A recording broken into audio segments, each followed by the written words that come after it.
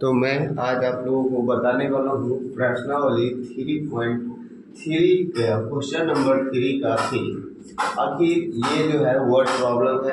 Word problem में क्या होता है कि दिक्कत होता है समीकरण को बनाने में, इसलिए मैं इसको लेकर के आया हूँ ताकि समीकरण बनाना इजी हो जाए। तो सबसे पहले इसको कैसे सलूशन करेंगे, बहुत ही इजी तरीका से इसको देखिएगा।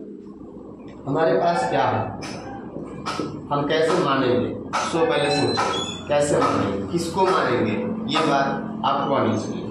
तो देखिए, जो चीज़ ज्ञात करने के लिए कुछ कहा जाए उसी को मान लेना है। किसको मान लेना है? जो चीज़ ज्ञात करने के लिए कहा जाए। कह रहा है कि प्रत्येक बल्ले और प्रत्येक गेंद का मूल्य चाहिए, तो प्रत्येक बल्ले और गेंद का मूल्य को मानना होगा। तो मानिए, माना कि प्रत्येक बल्ले का मूल्य जो है वो क्या है? x। ठीक है, सॉरी x रुपया। ठीक है, बाद में लगा लेंगे x रुपया। तथा प्रत्येक गेंद का मूल्य कितना मान ले? y रुपया। कोई दिक्कत? देखिए, जो पूछा जाए उसी को मानना है, इस बात को समझ के आगे बढ़िए। आगे जैसे जैसे कहा जाए वैसे वैसे हम अकॉर्डिंग टू क्वेश्चन समीकरण को बनाने की कोशिश करेंगे। देखिए, कह रहा है कि क्रिकेट टीम के कोच ने 7 बल्ले तथा 6 गेंद इतना रिटर्न खरीदा। क्लियर?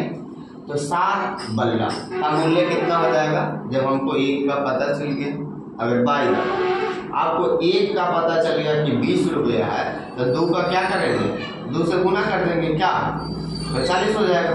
तो उसी तरह से हमको 1 का पता चल गया है 1 रुपया। अगर हमसे 7 रुपये का पूछेगा तो 7 को बल्ला का 7x ना हो जाएगा? बस समझे? चलिए आगे बढ़े। तो उसी तरह से अगर हमारे पास 1 रुपया में बल्ला मिल रहा है तो 7 बल्ला खरीदे, तो 7 रुपया हमको लगा बल्ला का। ठीक, उसके बाद 6 वो गेंद खरीदे, तो 1 गेंद का मूल्य y रुपया है, तो 6 गेंद का मूल्य 6y, और दोनों मिला करके हमसे रुपया लिया गया कितना? 3800 रुपया। क्लियर? कोई दिक्कत नहीं। समीकरण फर्स्ट बन के तैयार। उसके पश्चात फिर से कहा जाएगा अगेन, मतलब क्योंकि समीकरण इसमें 2 को बनाना ही है, क्योंकि 2 चर वाले रैखिक समीकरण। बाद में उसमें 3 बल्ला करता है। अब तो समझ गए बात, 3 बल्ला और 5 गेंद और मिला करके कितना लिया? 1750 रुपये। अब चाहे तो इसको समीकरण तो बन चुका है, किसी भी विधि से हल कर सकते हैं। तो आपसे पूछा जाए, क्या पूछा जाए? जो आपसे पूछा जाए उसको मान लेना होगा। तो यहाँ पर नियत भाड़ा और प्रति किलोमीटर का भाड़ा जो है पूछा जा रहा है, तो यहाँ पर मानना होगा कि माना कि नियत भाड़ा कितना है? 1 रुपया। क्लियर? तथा अतिरिक्त जो भाड़ा है वो क्या है? वो है y। यहाँ तक क्लियर? अब चलिए, नियत भाड़ा क्या होता है तो समझते हैं। यहाँ पर आपके पास यहाँ से यहाँ तक अब आपके पास है 10 किलोमीटर। कितना है? 10 किलोमीटर दूरी है। अगर इसमें आप यहाँ से लेकर के 1 किलोमीटर की दूरी तय करते हैं, कितना? 1 किलोमीटर की दूरी तय करते हैं, तो आपको लगेगा 10 रुपया। कितना रुपया? 10 रुपया। बाकी 1 किलोमीटर अगर आप जाते हैं तो उसका लगेगा आपको अलग से 5 रुपया। तो कितना हो जाएगा? 10 1 किलोमीटर का और 9 गुने 5। बात समझ रहे हैं? यहाँ पर जो है, यहाँ पर जो नियत भरा है, यानी कि आप थोड़ा सा दूरी जाइएगा थोड़ा ज़्यादा रुपया लेता ही है। क्यों? क्योंकि उसका तेल फिर रोकता है, फिर चराता है, फिर उतारता है, थोड़ा ही दूरी पर तो वो थोड़ा सा पैसा ज़्यादा ले लेता है। यही नियत भाड़ा होता है। अगर वही आपको डिस्टेंस ज़्यादा तय करना है तो ऐसा कुछ भी नहीं होता है, परंतु इस पर नियत भाड़ा जो है इंक्लूड है। क्लियर? यानी कि अगर आप ज़्यादा दूरी जाइएगा तो मतलब क्या चीज का जो है आपको ये लगेगा नियत भाड़ा, क्योंकि हम नज़दीक उतारेंगे तब तो लगेगा, दूर जाएंगे तो नहीं लगेगा। यानी कि आपको जो है इसमें इंक्लूड है नियत भाड़ा, यानी कि इतना किलोमीटर का इतना रुपया, बाकी का जो होगा उसमें हम मल्टीप्लाई करेंगे, जितना किलोमीटर चलेंगे तो वही है। यहाँ पर मान लिए हम कि नियत भाड़ा जो भी है वो 100 रुपया और अतिरिक्त भाड़ा y रुपया। तो हमारे पास कह क्या रहा है, अकॉर्डिंग टू क्वेश्चन क्या कह रहा है, अकॉर्डिंग टू क्वेश्चन कह रहा है कि एक नगर में टैक्सी के भाड़े का नियत के अतिरिक्त चली गई दूरी को भाड़ा को सम्मिलित किया गया, इंक्लूड किया गया है। अब यहाँ से कह रहा है कि 10 किलोमीटर दूरी के लिए उसको कितना रुपया लिया, 105 रुपया लिया। कितना लिया? 105 रुपया लिया। यानी कि उसमें अतिरिक्त नियत भाड़ा भी है और अतिरिक्त कितना चला, 10 किलोमीटर।